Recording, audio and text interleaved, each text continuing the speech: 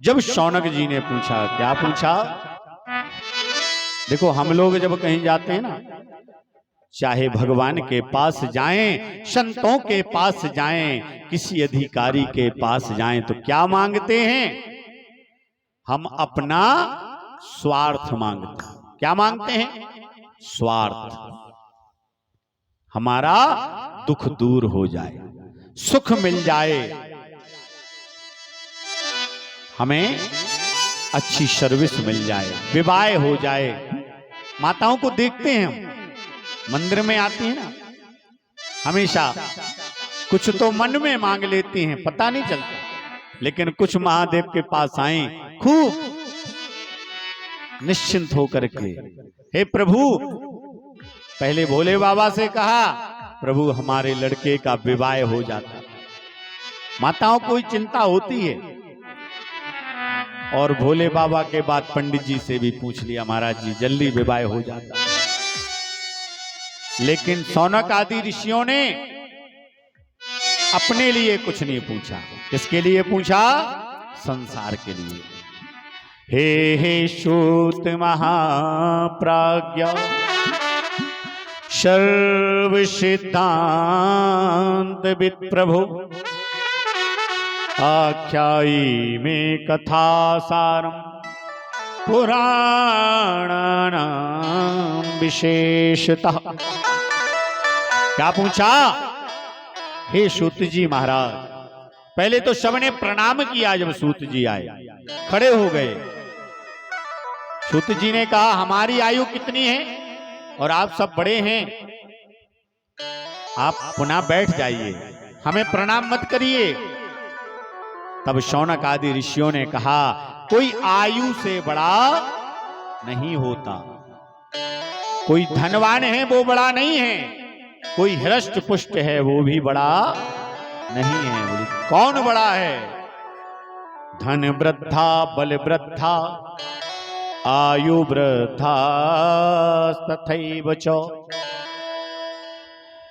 ज्ञान वृद्धा शिष्य किंकरः। कौन बड़ा है? धनवान बड़ा नहीं है, आयु वाला बड़ा नहीं है, हृष्ट पुष्ट वाला व्यक्ति भी ज्यादा हृष्ट पुष्ट है वो भी बड़ा नहीं है। बोले कौन है? ज्ञान वृद्धास तथैव च, जो ज्ञानवान है। ज्ञानवान को क्या कहा गया? पंडित कोई जाति नहीं थी, ना है, जो ज्ञानवान है वो पंडित है। सात सुखों में आया है, जो भाई ऐसा नहीं है कि केवल ब्राह्मण ही ज्ञानवान होते थे, सबके पास अपने अपने कार्य की वृद्धि होती है, अपनी अपनी जो कार्य है उसके प्रति ज्ञान होता है, उसमें बुद्धि भी होती है, विद्या होती है। और सब जीव जंतु कैसे हैं? बलवान तो हैं लेकिन बुद्धिमान नहीं है। मनुष्य के अंदर केवल बुद्धि होती है, जिसके माध्यम से वो कुछ कर सकता है। नहीं तो भोजन मनुष्य भी करता है, और चींटी से लेके हाथी, हाथी से भी बड़े जीव जंतु हैं, चींटी से छोटे भी हैं। बताओ कौन भोजन नहीं करता? सब करते हैं ना। सुबह मनुष्य भी उठता है, जीव जंतु भी उठते हैं। संतान मनुष्य भी उत्पन्न करता है, जीव जंतु भी करते हैं। रात्रि में मनुष्य भी सोता है, जीव जंतु भी सोते हैं। अब बताओ मनुष्य में और जीव जंतु में अंतर क्या है? कोई अंतर है? नहीं है ना। मनुष्य को तो कुछ सिखाना पड़ता है।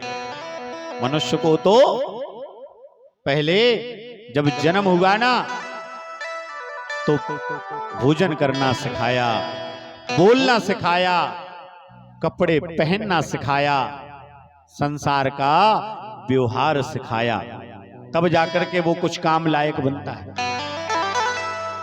संतान कह देती माता पिता ने क्या किया, संतान कह देती क्या किया माता पिता ने, लेकिन माता पिता ने जिस गद्दी पर बैठे हो उस गद्दी के लायक बनाया।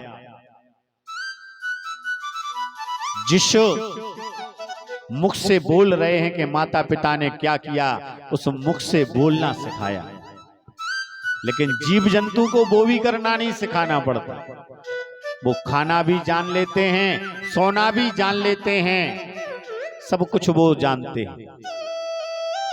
बस मनुष्य के पास बुद्धि क्या है, वो उस कार्य को अच्छी तरह से करना जानता है।